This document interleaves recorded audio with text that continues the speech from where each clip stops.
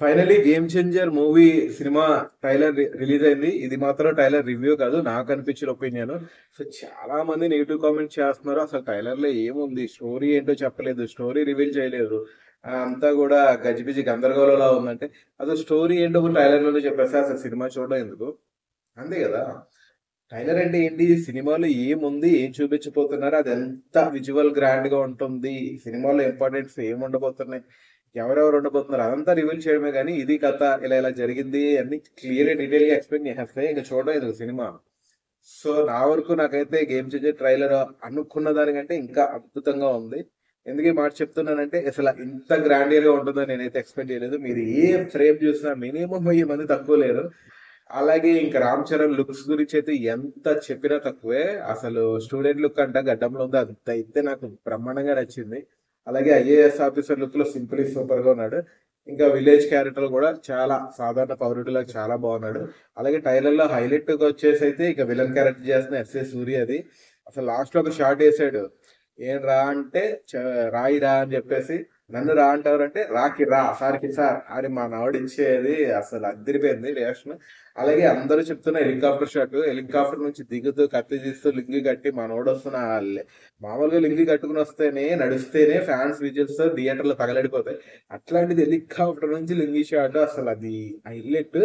ఇంకా గుర్రంతో వస్తున్నాడు, వైట్ కలర్ గుర్రంతో రామ్ చరణ్ వితౌట్ షర్ట్. ఆ షాట్ అసలు అలాంటి గుర్రం షాట్స్ అట్లాంటివి అయితే అసలు ఎక్స్పెక్ట్ చేయలేదు. నాకు తెలిసి మేబీ అది ఒక పాటలో ఉండొచ్చు. సో ఆ షాట్ కూడా బ్రహ్మాండంగా పడింది. ఇంకా విజువల్స్, సాంగ్స్ చూపించారు ట్రైలర్ లో కూడా, తెలుగులో సాంగ్స్ విజువల్స్ చూపించారు. అసలు ఎంత గ్రాండియర్ గా ఉన్నాయో మీరే ఊహించుకోవచ్చు. ఇంకా సినిమా స్టార్ట్ చేయడమే, ట్రైలర్ స్టార్ట్ చేయడమే. 100 ముద్దలు తినే ఏనుగు ఒక్క ముద్ద తినకపోతే దానికి వచ్చిన నష్టం ఏమి లేదు. అదే ఆ ఒక్క ముద్దతో కొన్ని లక్షల జీవరాశులు బతుకుతాయని చెప్పేసి చెప్పిన డైలాగ్ ఏంటనేది సినిమా. సో అక్కడ ఒక్క డబ్బున్నవాడు కొంచెం తగ్గితే 100 మంది జీవితాలు, లక్షల మంది జీవితాలు బాగుపడతాయని ఫైనల్ గా మనకి ఇచ్చే మెసేజ్ అది. సో చాలా సినిమాలు, చాలా షార్ట్లు అంటే ఒకప్పుడు శంకర్ గారు ఒకే ఒక్కడు నా ఫేవరెట్ మూవీ శంకర్ గారిది. ఆ స్టైల్లో ఆ రేంజ్ లో అయితే కంపల్సరీ సినిమా ఉంది, ఉండబోతుందని నేను అనుకుంటున్నాను. సో ఇక dialogues, comedy, family elevations, sentiment, action, ఏది తగ్గలేదు. టోటల్ గా బోనంజా అంటాం కదా, పండగ బోనంజా ఈ సినిమా. సో పండగకి మనందరం కలిసి పెద్ద పండగ చేసుకోబోతున్నాం, ఇదైతే గ్యారంటీ. సో నెగిటివ్ మాట్లాడే వాళ్ళు మాట్లాడతారు, ఎన్నైనా చెప్తారు. ఇంకా బాలీవుడ్ అయితే పగబట్టేసింది మొన్న నాగవంశి చేసిన కామెంట్స్ తో. ఈ సినిమా గురించి టోటల్ గా నెగిటివ్ రివ్యూలు ఇవ్వాలని అక్కడ ఆల్రెడీ చాలా మంది డిసైడ్ అయిపోయినట్టుగా మనకు తెలుసు టాక్స్. సో ఎవరేం పీకదలుచుకున్నా, ఏం పీకలనుకున్నా ఇది కూడా పీకలేరు. కాబట్టి మన రామ్ చరణ్ పెద్ద హిట్ కొట్టబోతున్నాడు. ఎన్ని కోట్లు వస్తాయి, అన్ని కోట్లు వస్తాయి నేను చెప్పను.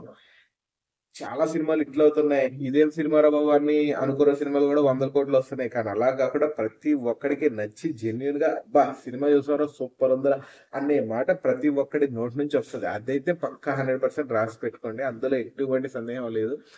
సో జనవరి 10వ తారీఖు రిలీజ్ అంట. సో నేనైతే చాలా చాలా చాలా రీగర్లీ వెయిట్ చేస్తున్నాను సినిమా చూడడానికి. సో అలాగే మన ఫ్యాన్స్ అందరూ, మన మెగా ఫ్యాన్స్ అందరూ కోరుకుంటారు కాబట్టి మనం పండగ చేసుకోబోయే రోజు, పండగకి 3-4 రోజుల ముందే మన పండగ మొదలవబోతుంది.